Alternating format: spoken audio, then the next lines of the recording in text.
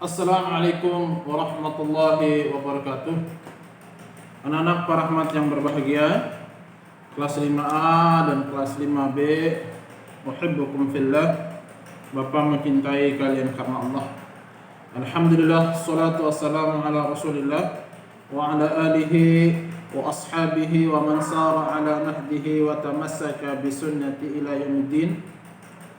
Asyhadu an la ilaha illallah wahdahu la syarika lah wa asyhadu anna Muhammadan abduhu wa rasuluh. Amma ba'd. Anak-anak rahmat yang berbahagia, puji dan syukur senantiasa kita panjatkan kehadirat Allah Subhanahu wa taala atas segala limpahan rahmat dan karunia yang Allah berikan kepada kita semua, sehingga pada kesempatan yang berbahagia ini Allah Subhanahu wa taala masih berikan kesempatan kita untuk hidup. Nah, tentunya kesempatan yang sedikit ini marilah senantiasa kita pergunakan untuk melaksanakan ketaatan kepada Allah Subhanahu wa taala, melaksanakan ibadah kepada Allah Subhanahu wa taala. Mudah-mudahan amal ibadah yang kita selama ini kita lakukan dicatat oleh Allah Subhanahu wa taala sebagai cinta emas pada yaumul qiyamah nanti. Salawat dan salam tetap tercurahkan kepada junjungan baginda Rasulullah sallallahu alaihi wasallam beserta dengan para keluarga beliau, para sahabat, para tabi'in, tabi'ut tabi'in, dan orang-orang yang selalu senantiasa istiqamah di atas manhaj beliau. Mudah-mudahan anak-anakku sekalian kita diwafatkan oleh Allah Subhanahu wa taala dalam keadaan memegang atau memeluk Islam. Baik anak-anakku sekalian, beberapa pekan ini Bapak tidak menghasilkan video. Qadarullah Mahathir Rahmat al-Murid yang begitu penuh. Kemudian Bapak juga kendala kemarin sakit, sehingga ada beberapa pekan kemarin Bapak nggak bisa menghasilkan video kepada teman-teman baik di kelas 5A maupun kelas 5B. Baik, kita masuk pada pembahasan kali ini. Kita masuk di pelajaran yang ke-7, yaitu hak sesama muslim.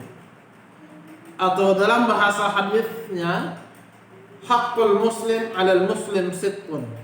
Hak seorang muslim terhadap muslim yang lain itu ada 6. Dari hadis yang mulia ini diriwayatkan oleh sahabat yang paling banyak meriwayatkan hadis dari baginda Rasulullah sallallahu alaihi wasallam, yaitu sahabat yang mulia.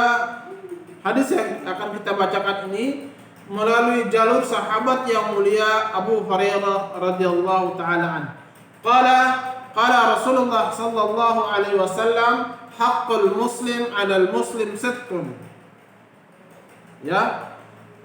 Dari Abu Hurairah radhiyallahu taala an, semoga Allah senantiasa meridai beliau, berkata, Rasulullah sallallahu alaihi wasallam bersabda, haqqul muslim 'alal muslim sittun. Hak seorang muslim kepada muslim yang lain itu ada 6. Hak seorang muslim yang harus kita penuhi itu ada 6. Yang pertama adalah idza laqaitahu fasallim alaihi. Kemudian yang kedua, wa idza da'aka fa'ajibhu. Yang ketiga, wa idza stansahka fansahhu. Kemudian poin yang keempat, wa idza 'atasa fahamidallahi fasammithu, wa idza marida fa'udhu, wa idza mata fatba'hu. Rawahu Muslim. Nomor 2162. Jadi anak-anakku sekalian, hadis ini memberikan gambaran kepada kita tentang hak seorang muslim yang harus kita penuhi, yang harus kita perhatikan. Kenapa demikian? Karena Nabi Shallallahu Alaihi Wasallam dalam hadis yang lain menjelaskan bahwasanya seorang mukmin terhadap mukmin yang lain itu adalah bersaudara. Ya, seorang mukmin, orang mukmin dan mukmin yang lain itu bersaudara. Nah, ketika dia bersaudara dengan kita seiman, maka ketika terbungkus dengan kalimat tauhid, ketika itu dia tergabung dengan kalimat tauhid, dengan kalimat la ilaha illallah wa anna muhammadar rasulullah, maka ada 6 hak yang harus kita penuhi. Yang pertama, idza laqaitahu fasallim alaihi. Jika kita berjumpa dengan dia, dengan kaum muslimin yang lain, maka fasallim alaihi, maka berilah salam kepada mereka. Ya. Fasallim alaihi. Makanya anak-anakku sekalian, terkadang sebagian kita ketemu dengan bapak ibu guru cuek ya. Ketemu dengan sahabat cuek, ketemu dengan orang yang lebih tua cuek, ya. Tidak boleh demikian. Karena Nabi sallallahu alaihi wasallam menekankan hakul muslim 'alal muslim sittun, hak seorang muslim terhadap muslim yang lain itu ada 6. Yang pertama adalah idza laqaitahu fasallim alaihi. Jika engkau berjumpa atau bertemu dengannya, maka berikanlah dia salam. Misalnya kita lagi jalan, assalamualaikum, ya, harus fasallim alaihi. Ini bentuknya perintah. Maka wajib kita mengikuti sunnah Nabi sallallahu alaihi wasallam. Idza laqaitahu fasallim. Jika kita berjumpa dengan mereka, dengan kaum muslimin yang lain, maka segera sebarkan salam. Kemudian kedua, wa idza da'aka fa'ajibhu. Jika ia mengundangmu, maka penuhilah undangannya. Wajib. Jika dia mengundangmu untuk misalnya untuk makan siang, mengundang untuk makan malam, mengundang untuk datang suatu acara yang tentu acara itu tidak melanggar syariat Islam, maka Anda harus wajib datang dan memenuhi undangan tersebut. Ya, ada sebuah kisah yang sangat menarik di kalangan para ulama, yaitu kisah antara Imam Ahmad rahimahullahu taala dan Imam Asy-Syafi'i. Allah. Singkat saja Bapak cerita, suatu ketika Imam Ahmad ini mengundang Imam Syafi'i makan di tempatnya. Kata Imam Ahmad, wahai Syekh, karena Imam Ahmad dan Imam Syafi'i ini antara murid dan guru. Kalau Imam Ahmad ingin belajar tentang ilmu fiqih, maka beliau belajar dengan Imam Syafi'i. Sementara Imam Syafi'i ingin belajar tentang ilmu hadis, maka Imam Syafi'i datang kepada gurunya, yaitu Imam Ahmad. Jadi antara Imam Ahmad dan Imam Syafi'i antara murid dan guru. Ya. Nah, suatu ketika Imam Ahmad mengundang Imam Syafi'i datang undangan santapan makan malam. Nah, ketika Imam Syafi'i datang, karena salah satu sunnahnya adalah ketika ada tamu, seluruh makanan yang ada dalam rumah dikeluarkan. Dan Imam Ahmad mengikuti sunnah tersebut. Sebagaimana yang diajarkan Nabi sallallahu alaihi wasallam, setiap makanan dalam rumah semua dikeluarkan. Dan anak-anakku sekalian, yang menjadi aneh adalah setiap makanan yang di atas meja semuanya dihabiskan oleh Imam Syafi'i, tidak sisakan sedikit. Allah. Kalau pertanyaan kita manusia nafsu, manusia kita, maka kita akan bertanya, ya Allah, ini orang kok makan banyak banget ya. Mohon maaf, dalam tanda petik sangat rakus ya. Makanan yang dihidangkan dihabisin oleh Imam Syafi'i. Dan anak-anakku sekalian, setelah selesai sholat isya, Imam Syafi'i santaplah makanan yang dihidangkan tersebut. Dan Imam Syafi'i, Imam Ahmad keluar menemui istrinya. Dan ketika itu para murid-murid Imam Ahmad melihat, menyaksikan Imam Syafi'i seluruh makanan yang di atas menjadi habiskan keseluruhannya. Sampai subuh Imam Syafi'i tidak melaksanakan qiyamul lail, tidak melaksanakan sholat malam. Bahwasanya kemuliaan seorang muslim adalah dia mendirikan sholat sepertiga malam, yaitu melaksanakan sholat qiyamul lail atau sholat tahajud. Tapi Imam Syafi'i tidak melakukan. Dia malah belajar menulis hadis, ya. Bahkan satu hadis itu dia ambil pelajaran ibrah 100 bahkan 1000 faedah. Singkat cerita, ketika Imam Syafi'i datang ke masjid, Imam Syafi'i tidak wudhu. Padahal habis makan santapan gulai kambing, ya, makan dan minum. Setelah itu ke masjid, Imam Syafi'i tidak wudhu, langsung melaksanakan sholat sunnah qabla subuh. Murid-murid Imam Syafi'i pada heran, murid-muridnya Imam Ahmad pada heran. Engkau imam, kalimatmu, petuahmu akan menjadi pegangan buat murid-muridmu. Imam Syafi'i pun pulang, singkat cerita, datanglah murid-murid Imam Ahmad. Ternyata mengadu kepada Imam Ahmad, wahai Imam, sesungguh malam kemarin tamumu Imam Syafi'i datang bertamu, seluruh makanan yang kau sediakan habis, dilahap dengan habis.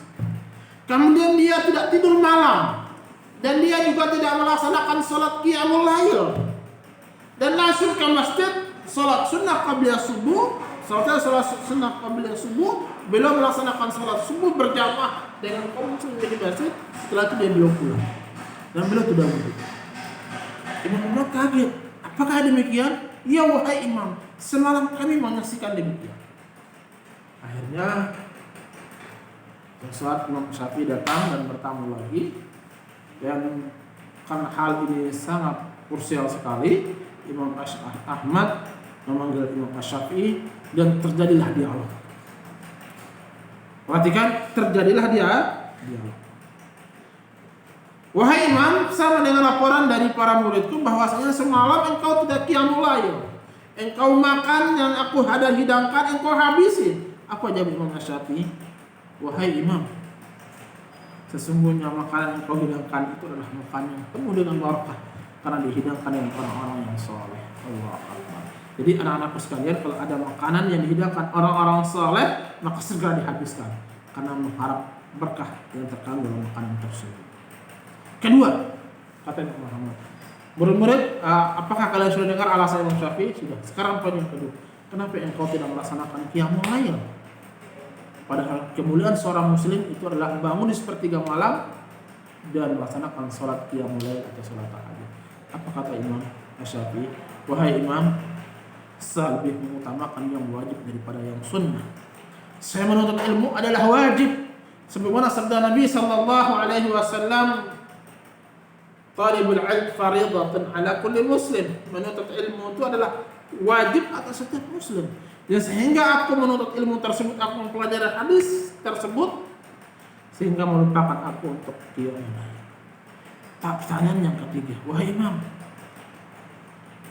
para muridku sudah mendengarkan. Sekarang pertanyaan yang ketiga, kenapa engkau melaksanakan sholat subuh tidak melaksanakan wudhu? Apa kata Imam Syafi'i? Wahai Imam, karena aku masih menjaga wudhuku, aku masih dalam keadaan suci.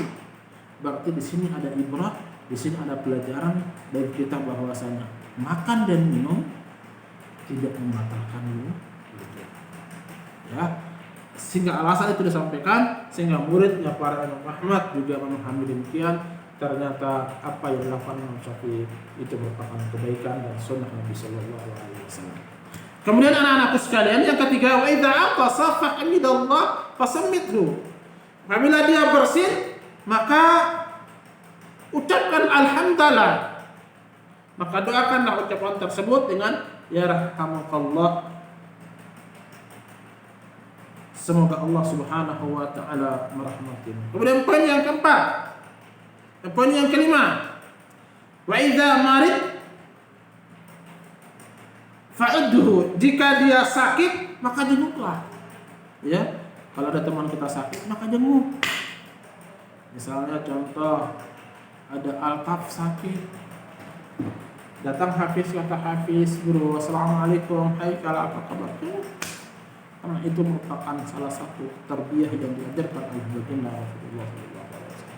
Kemudian yang terakhir, wa idza mata fatbah, apabila dia meninggal, dia wafat, maka antarkanlah jenazahnya sampai ke tempat pemakaman.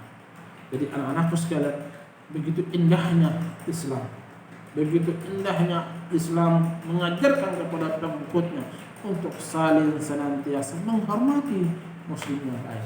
Kemudian hak-hak juga harus kita penuhi. Begitu indah yang sangat amat indah. Apabila hakul muslim alal muslim situ ini benar-benar kita praktekkan, insyaallah kita menjadi orang yang hati sangat saling. Baik anak-anakku sekalian, inilah pembahasan sedikit berkaitan dengan haqqul muslim 'alal muslim, setun hak seorang muslim terhadap muslim yang lain. Itu ada 6. Yang pertama, idza laqaitahu fasallim alaihi, jika engkau berjumpa dengan kaum muslimin yang lain, saudara yang lain, maka berikanlah dia salam. Kemudian wa idza da'aka fa'ajibhu, apabila dia mengundangmu maka segeralah hadir di undangan tersebut. Wa idza stansahka, apabila dia mintamu nasihat maka berilah dia nasihat. Karena dalam hadis yang lain, ad-dinu nasihat, agama itu penuh dengan nasihat. Dan ketika kita ada orang yang menasihati kita, maka tidak boleh kita membantah, tidak boleh kita membangkang, dan kita harus mengikuti kebenaran, bukan mengikuti hawa nafsu. Yang seterusnya adalah wa idza atasa fahmidallah fasammihu, jika bila dia bersin maka setelah memuji Allah, kemudian doakanlah tersebut dengan yarhamukallah. Kemudian ketika dia bacakan doa tersebut, kita membaca yahdikumullah wa yuslih balakum dan seterusnya. Kemudian yang kelima, jika ia sakit maka jenguklah. Kemudian yang terakhir, bila dia meninggal maka antarlah maka jenazahnya sampai ke tempat perkuburan. Mudah-mudahan anak-anakku sekalian, harapan dari Pak Rahmat, mudah-mudahan anak-anak Pak Rahmat di kelas 5A dan kelas 5B bisa memperhatikan tentang hak seorang muslim yang Pak Rahmat katakan tadi. Mudah-mudahan menjadikan anak-anak Pak Rahmat di kelas 5A menjadi anak-anak yang saleh dan salehah. Baik, untuk tugasnya adalah teman-teman bisa mengerjakan evaluasi di halaman 73 dan 74. Ya, teman-teman mengerjakan halaman 73 dan 74. Bagi yang sudah mengerjakan, silakan kirim ke grup tugas masing-masing. Kalau grup tugas 5A, silakan kirim ke tugas Ikhwan. Silakan kirim ke grup tugas 5A. Bagi yang akhwat, silakan mengirimkan ke grup tugas akhwat 5A. Sekian saja dari Pak Rahmat. Mohon maaf atas kesalahan, baik yang aku ucapkan, baik itu disengaja ataupun tidak disengaja, baik tingkah Pak Rahmat yang tidak berkenan di anak-anak semuanya. Dengan rendahan hati bahwa mengucapkan mohon maaf sebesar-besarnya. Wabillahi taufiq wal hidayah. Wa sallallahu ala sayyidina Muhammadin wa ala alihi wa sahbihi wa sallam tasliman katsira. Bidu'aika wa majlis. Subhanakallahumma wa bihamdika asyhadu an la ilaha illa anta astaghfiruka wa atubu ilaik. Assalamualaikum warahmatullahi wabarakatuh.